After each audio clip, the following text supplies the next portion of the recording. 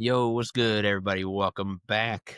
Yeah, hey, if you can't tell, I'm not on my Peloton this week. None of my picks won the race at Gateway, so that Peloton's still getting dusty over there. I need to put it to use, but we're going to jump right in tonight. Let's get started right away with our toast. I'm going to try and make this the shortest episode we've had so far this season. So we'll see how that goes. But anyway, tonight I've got a beautiful Dr. Pepper cup with me from Waco, Texas, and there's actually just water in it. That's right.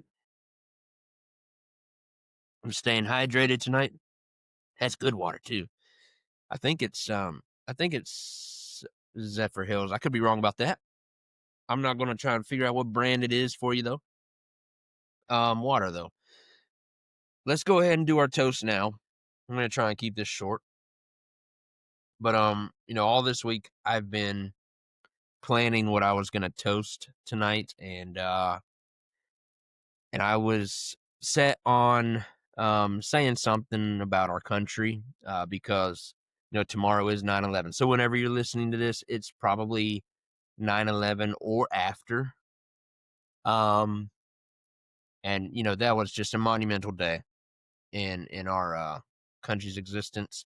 You know, if you were alive back in 2001, I guarantee you can probably remember exactly what you were doing when you heard the news that the world kind of froze. So anyway, I just wanted to say something about being proud to be an American, and I am. I'm very proud. But today it was another heavy day for our country, and I'm not gonna share a whole lot of my opinions about that. That's not what this podcast is for. But what I do know is that I love Jesus, and I believe what I've read in the good book, and especially that last book of Revelation. What we saw today is not red versus blue, and it's not left versus right. It's just good versus evil. And what I know is that evil doesn't win. We are all going to bow down uh, to the King one day. And fortunately for Charlie, he's in glory now. A little bit too soon, but he's exactly where I long to be. So, um, yeah, just want to just kind of take a moment and kind of remember everybody that was lost 24 years ago tomorrow. Everyone that was lost on 9/11 of 2001, a day that our country changed.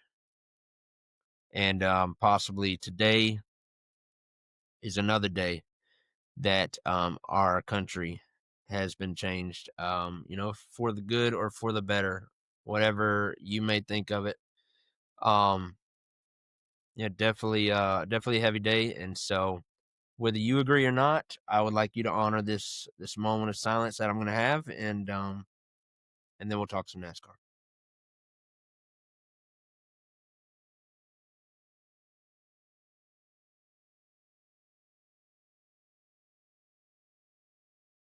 All right. I don't. I was not planning on that, so I don't know why I did that, but yeah, felt like I needed to. It just feels right. Feels right. And if you stuck around, then I'm really glad that you're still here listening. And so, because you are still here, we're gonna go ahead and talk some NASCAR. Um, So last week was the Gateway Race or Worldwide Technology or St. Louis, whatever you want to call this place. We had us a NASCAR Cup race, and Hendrick Motorsports was coming off of a rough showing at Darlington, which is one of our better tracks. And I'm not going to go into that whole spiel all over again because I did that last week. That was rough. But we carried no momentum going into Gateway. However, we did show some improvements this week.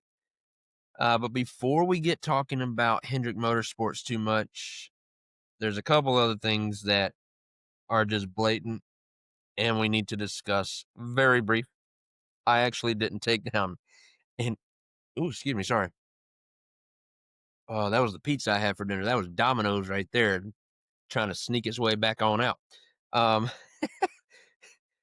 I didn't take any notes for this section of our podcast tonight, but it has to be said, Denny Hamlin dominated again.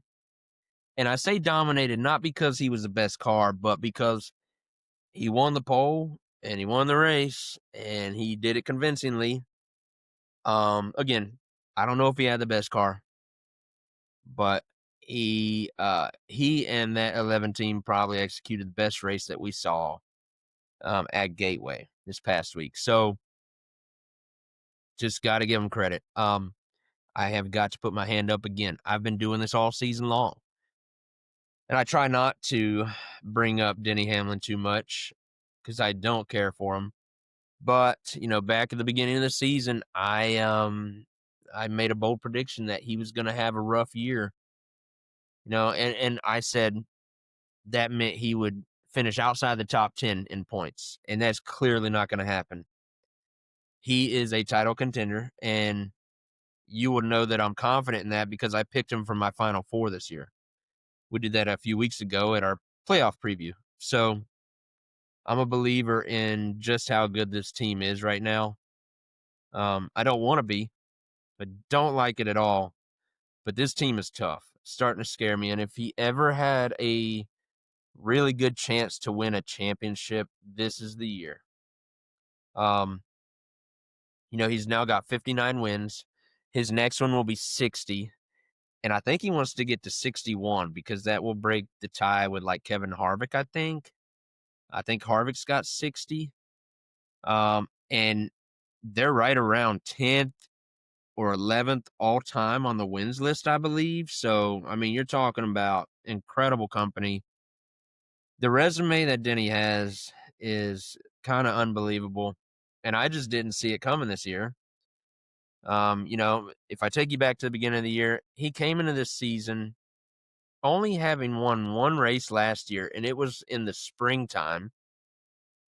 He's, getting a new crew chief for this season. He wasn't thrilled about losing his old crew chief, Gabe Hart, but bringing in Chris Gale, having to kind of reset or start over. It doesn't look like they did at all, but ultimately they were having to, start fresh with one another. His wife or fiance or whoever Jordan is, she was pregnant with, who is now been born already, his son. I believe it was a son. I can't even remember. I can't keep it all straight. But he's got a newborn baby, that was expected all season long. The whole thing going on with the 2311 charters, that has just seemed to escalate throughout the season. And still he continues to whoop everyone's butts. And it's hard to watch. I hate it, but I got to give him credit. I respect it. I don't like it, don't love it, but can't help but be very scared of what that team could possibly do if they make it to Phoenix this year. So felt like that needed to be said. Another thing that needs to be said right now is these Toyotas are on quite the heater. They are they're incredible right now. I mean, we've seen obviously Denny Hamlin just get his 5th win of the season. That leads the entire Cup Series in wins. Earlier this season, Christopher Bell, he rattled off 3 wins in a row and he won the All-Star race. But besides those 4 races, he hasn't been much of a contender. And now that actually Toyota's racing well, he's one of the worst Toyotas in the field. We're seeing Legacy Motor Club put together some great finishes. I think they have like 4 top 5s or 4 top 10s or something like that. They got a pretty good stat for LMC. Eric Jones and John Hunter Nemechek are getting it done over there right now. Bubba Wallace is running as good as anybody in the entire series. Ever since he won earlier this summer, he's been consistently fast. I'm still overlooking him, if I'm being honest with you. I don't feel like he's a threat. and everybody else is telling me that he should be a threat. And I just I can't believe that until I actually see him do it, but he is doing it very quietly. Um, Ty Gibbs has actually put together a couple good runs. We've talked about Chase Briscoe all year long, continues to impress. You know, I've said it over and over again. I'm a Hendrick guy, but Briscoe is just killing it this year. And he comes out and has another top two finish, a runner up to his teammate.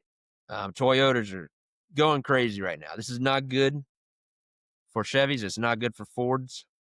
So, we'll see how long this momentum carries them through the playoffs. But I haven't even mentioned Tyler Reddick. And this guy was in the championship for last year. So you would think he's going to be one of the best this year. And he's not, but he's got it in him. If he and right now he and Christopher Bell kind of seem like the weak links all of a sudden, like the past 3 weeks or so.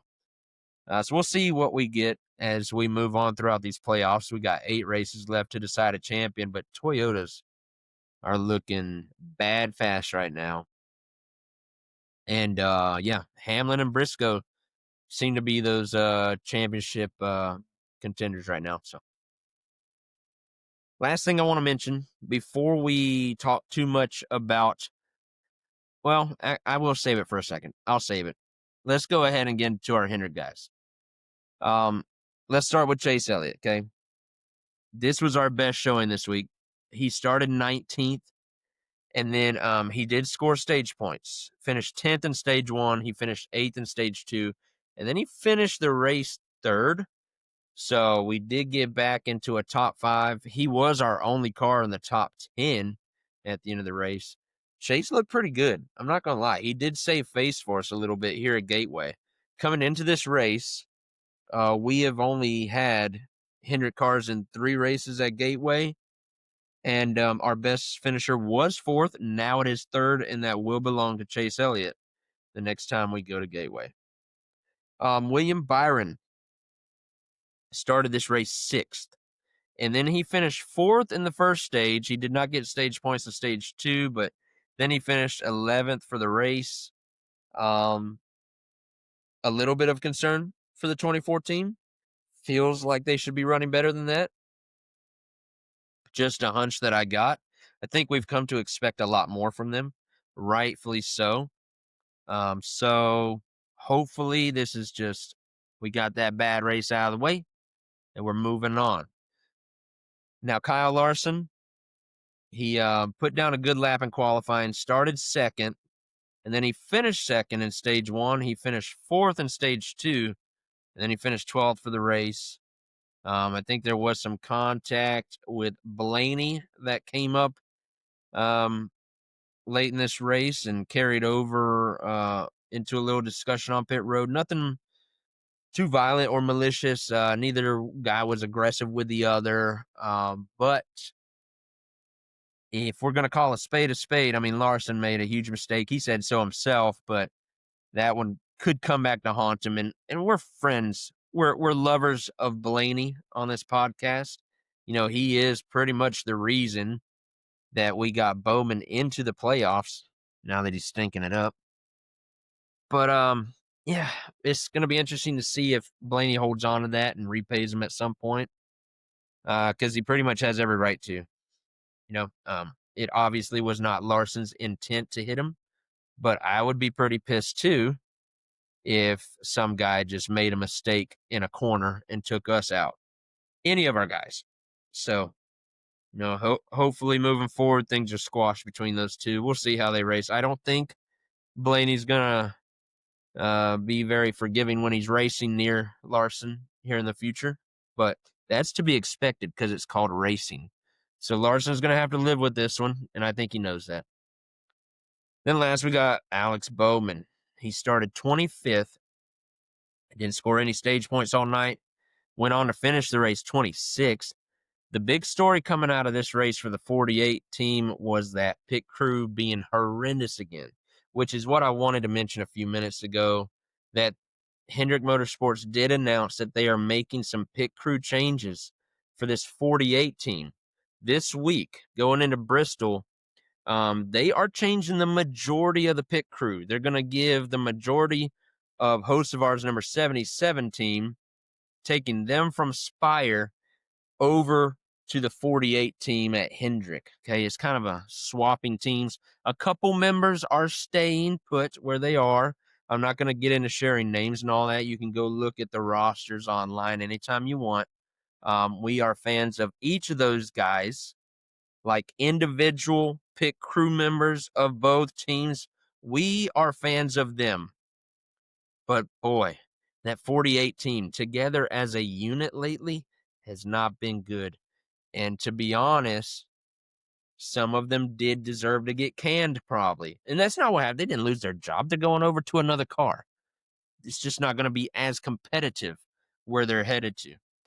But it was inevitable. A change needed to be made after this past week, what we saw on pit road. And we've been seeing it now for a couple weeks. It's been atrocious to watch that 48 team. And I think some people will maybe say it's, a little bit overdue. And I kind of disagree with that. There's a reason these guys are on these pit crews, and you believe in them. I believe that we have the best of the best here. But I mean, you'll see great players on bad teams. Look at Matthew Stafford. For as long as he played with the Detroit Lions, we all saw how phenomenal he was, how great Calvin Johnson was as his receiver. But that team was going nowhere. It's an entire unit that has to work together at all times. And just one simple little error can really mess it up for everybody. And we saw that when Stafford went to a good franchise. I think his first year as starter with the Rams, first or second year, it was very early in his tenure with the Rams. He won a Super Bowl. And now that this change is being made, the swap of pit crews between Hendrick and Spire, look, I don't think that it's going to save Bowman's season. Because, I mean, that's really just giving them 1 week to perform.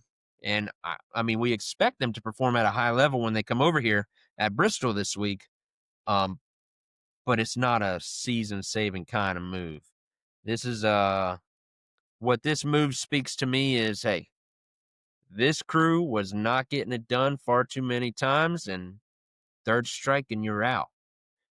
So we made the change. Go over here, reset, hopefully get freshened up. And so, hopefully we see some improvements, but don't hold your breath. It's not going to save Alex Bowman's season. We still have not seen the performance from that car on the track that we need to see if he wants to save his season. So that should be the priority here at Bristol this week. All right.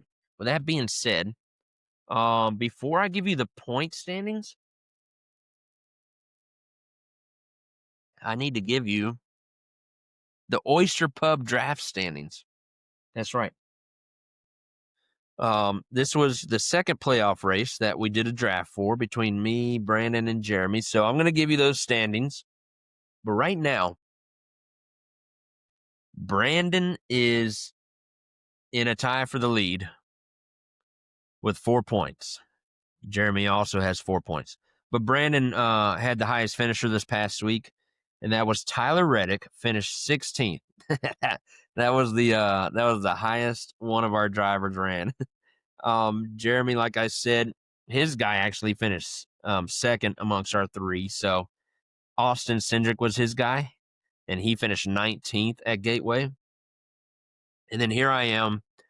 I still have 0 points in this little playoff draft standings that we're keeping up with. My guy for the first 2 races has finished last out of our 3. In this past week, it was Josh Berry, finished 36th, dead last in the race. And that was due to Chase Elliott. So I had that one coming, huh? But when I come back from way behind and win this little thing we're doing, this little competition, y'all are going to be impressed. But right now, it's not very impressive. I can't believe we're still keeping up with this. Anyway, let me give you the actual playoff standings for the Cup Series, okay? Let's begin with Larson. He's our highest running Hendrick car in the playoff standings right now. He is third, and he is plus 60. So he is in a very comfortable spot. Really have nothing to worry about with Kyle Larson. William Byron right now is sixth in the playoff standings. He is plus 39 to the bubble line. So he should be very comfortable as well. Just go out there and be competent, and you're in the next round. Chase Elliott is ninth right now. He's plus 28. So you see what that third place finish and the stage points from both stages. See what that does for you? Builds a little bit of a cushion going to Bristol, where he is good, but not as much pressure now coming into this race with the cushion that he has, plus 28. But last is Alex Bowman. He's the last one we need to mention anyway. So he is 15th right now. After this week's race at Bristol, Bowman needs to be top 12. Which means he's got to jump a few drivers, and he's minus 35 points to that bubble line. So it's going to be very difficult for Bowman to get in.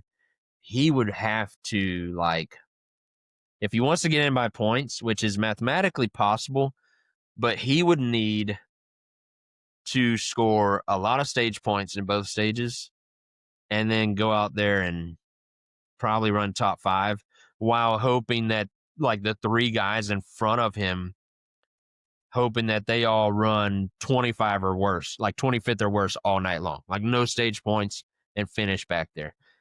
So highly doubt that that's going to happen. Just way too much of a point scenario to rely on that. The goal this week is to go in there and win the race and get yourself to the next round. So with that being said, let's do a little Bristol night race preview. I'm going to give you some stats from all of our drivers and their history at Bristol, which includes the night race and the day race. It does not include the Bristol dirt race. Okay. So I'm going to pop a Zen real quick. I'm not having any alcohol tonight. I figure maybe I can pop a little nicotine. There we go. I wish I had my water refill with me too. I'm out of that. But Bristol's been a good race to us in the past. And even though this is the night race we're headed to, I'm going to give you the stats for the night and day race, okay? So pretty much any time they've raced here except for dirt. Let's start with the entire organization. So Hendrick Motorsports as a whole. We have raced in 80 Cup races at Bristol. We have 14 wins and 14 poles. We got 72 top 5s, which is the most of all organizations. We got 126 top 10s, which is the most of all organizations. And we have led 7,377 laps, which is the most of all organizations. All right. So now I'm going to give you individual stats. And we'll start with our lowest car digit number, Kyle Larson, number 5. He has 18 starts at Bristol. And in those 18 starts, he's got 3 wins, 1 pole, 8 top 5s, 13 top 10s. Listen to this. He has led 1,762 laps at Bristol, and his average finish is 10.4. This is a very strong track for Kyle Larson. And I just told you how many laps that he's led here. Just in the past 2 night races alone, right? Just night races. Yeah. Actually, in the last 2 stops here at Bristol. So the last 2 races we've had at Bristol, they have raced 1,000 total laps, and Larson has led 873 of those 1,000 laps. In the last 2 Bristol races, he has led 87% of the races. He won both of them, dominated, led over 400 laps in each of them. This is by far his best track.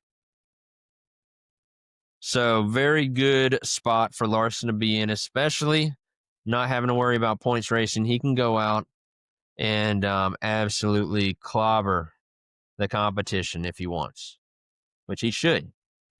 But next we got Chase Elliott. He has 16 starts at Bristol, and in those 16 starts, he's got 0 wins, but he's got the All-Star race win. Don't forget that one, okay? He's got 1 pole, 5 top 5s, 9 top 10s. He's led 444 laps, and his average finish is 11.3. This is a good track for Chase, but he doesn't have that points paying win yet. Maybe this week can be that first. Now, our next guy is William Byron. Whoa. Yeah. I think these stats are accurate. Um, yeah, they should be accurate. And it's a little sorry. It's a little alarming. I was caught off guard when I looked at them earlier, and even now as I'm about to read them off to you, it still doesn't feel right reading off some of these stats. But William Byron is just he doesn't have a good history at Bristol. Check this out. He's got 12 starts, no wins, no poles. He's got 2 top 5s and 5 top 10s. But get this, he's never led a single lap at Bristol. That's the one that gets me. That's hard to believe that they run 500 laps every time they come here, and he hasn't led a single lap. That's kind of crazy. His average finish is 16.4, so not a strong track for William Byron. And this is a track that the 24 car ran really good at for a very long time. So we need Byron to right that ship for us. And then last, Alex Bowman. 16 starts at Bristol, no wins, but he's got 2 poles apparently. 3 top 5s, 5 top 10s. He's led 76 laps and his average finish is 20th. I got to be honest with you. If I'd have read off both of those drivers' stats, I would have thought that they were flip-flopped and thought Byron had Bowman's stats, and I would have thought Bowman had Byron's stats. But that's what I'm reading here, and yeah, I think it's right because it says Bowman has 16 starts. He's definitely got more starts at all tracks. He's been around a little bit longer than Byron has, so we got to go with it and believe it. Okay, so now that you've heard all of our drivers and how they fare here at Bristol, I'm going to give you some betting odds from the Hard Rock app. I just got these about 30 minutes before I hit record, so these are pretty up to date. But the favorite to win this race, as you would expect, is Kyle Larson. He is plus 275. And to put that in reference, the next highest guy in the odds is Denny Hamlin, who is plus 425. Okay. Chase Elliott and William Byron both have the same odds this week. They are plus 1,200, which is good enough to be 6th highest in the odds. And then Alex Bowman, surprisingly, is plus 2,500 this week, which is the 10th highest odds in the field. That kind of got me because I think last week, he was like 20th highest at Gateway. So, yeah, definitely a different track. Better feel for Bowman here at Bristol.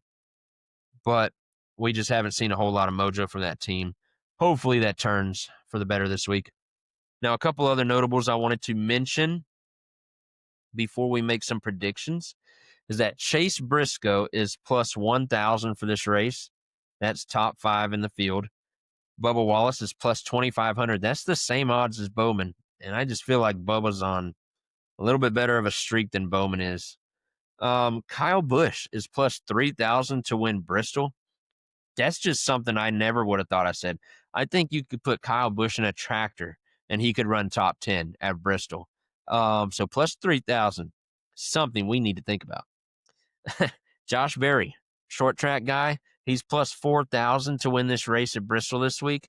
And that would be crazy cool because that is the only way he's getting on to the next round. I don't think he can point his way in So he has to win.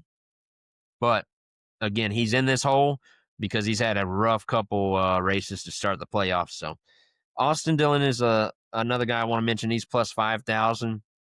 This is a driver or a team that I could see racing their way in. I think mathematically they could get in if they score some stage points. But plus 5,000 to win the race. We just saw him win a couple weeks ago at Richmond, which I mean we know he's good at Richmond now. But is he good at Bristol? We might find out some more about this 3 team. The last 2 guys I want to mention, Eric Jones and John Hunter Nemechek, they are both plus 15,000 to win this race. I mentioned them because the Legacy Motor Club is on a heater right now. I was mentioning this a few minutes ago, but I don't think that they should be overlooked right now. We saw quite a bit of speed out of Nemechek at Gateway, but we've now seen this for a complete month out of both of these teams that the strategies are right. They're executing on pit road. They are racing flawlessly on the track, and they're starting to impress. So could Bristol be another track that they impress so much as they go and win the race? I think Eric Jones has that type of talent.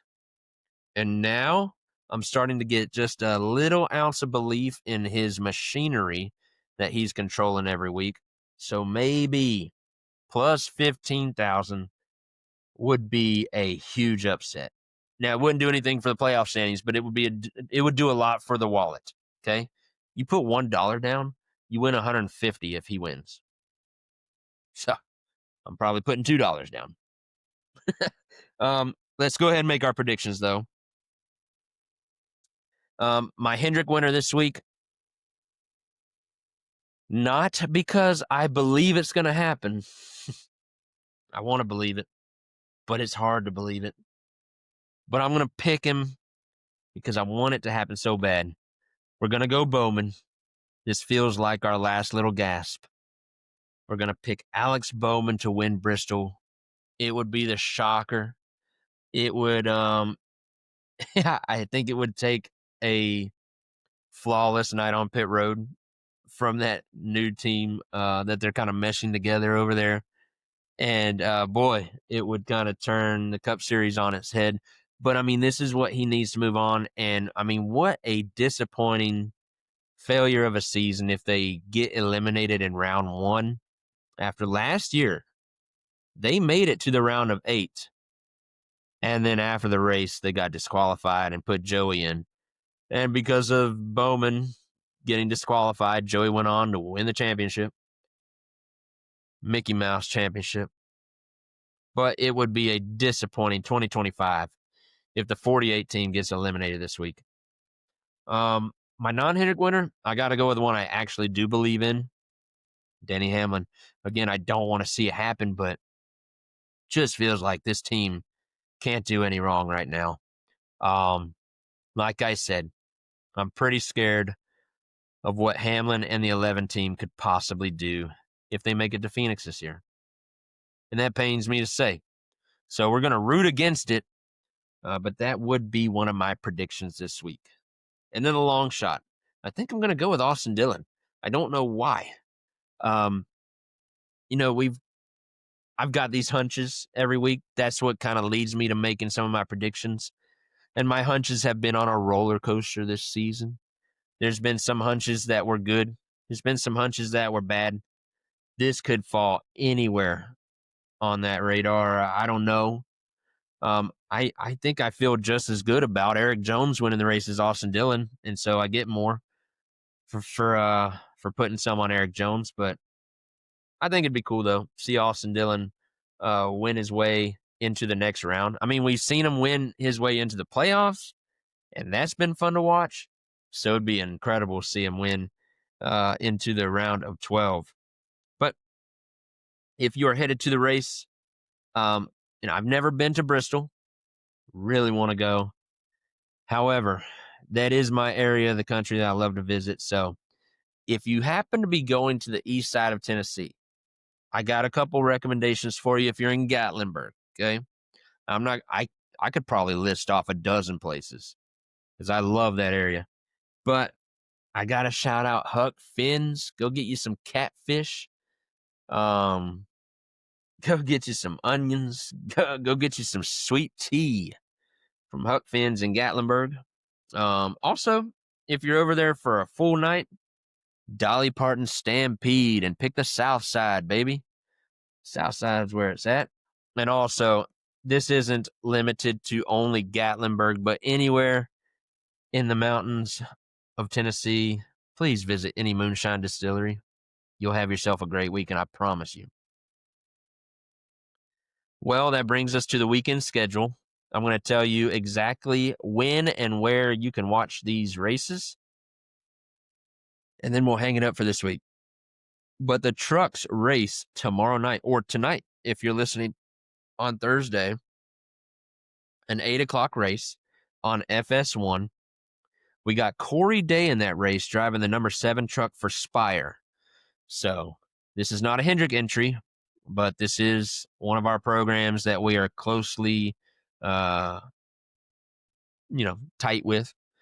And we love some Corey Day. So he's got both the trucks this week and he's got Xfinity, which you can watch Xfinity on Friday at 7:30 on the CW. Now, Corey Day will be in that race in the number 17 car for Hendrick. And he is coming off of a 9th place finish at Gateway last week. So we're starting to maybe see a little something from Corey Day.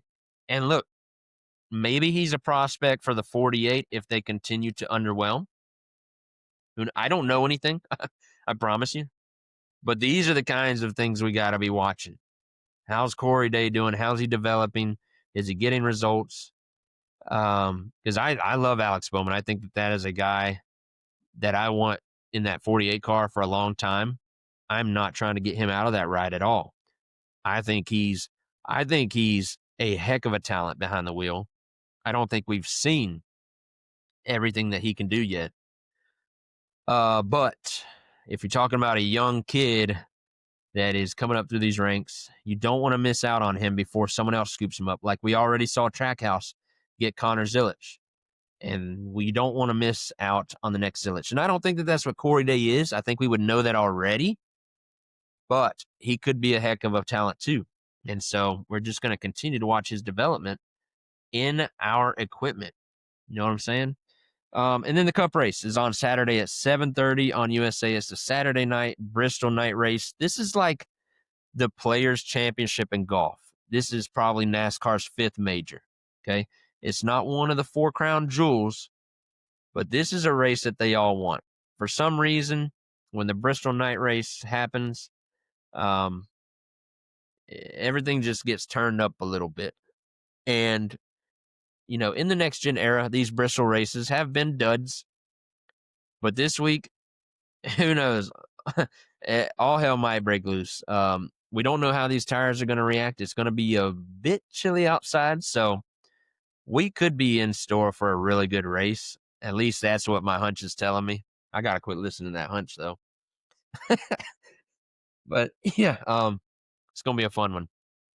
However, good thing I'm not in Tennessee, because if I was, I would be in Knoxville, where my dogs are going to be playing the Vols. College game day. It's a full Saturday. We got Georgia versus Tennessee. And then in the evening, we got a Bristol night race. And it just doesn't get any better than that for us people from the South. But I'm going to be stuck here in Orlando, probably headed out to Halloween Horror Nights that night. So I'm going to be missing all my sports. Probably keep up with the race on the phone and maybe rewatch it on Sunday if I have time. But yeah, take in the race in action from Bristol. After this, there will be 4 drivers eliminated from the Cup playoff standings. We'll be down to 12, and we will be going into just 7 races left. So plenty to chat about, and this season is winding down, and it's happening very quickly. So hope you all enjoy the weekend that is ahead. And again, man, if you find it in your heart to, I would love for you to join me in praying for our country this weekend too. Feel like it's a great time to do that. But enjoy everything you do and stay safe, please, wherever you're at. I would love to check back in with you all next week, and we'll talk about how this Bristol race goes. All right, y'all take care.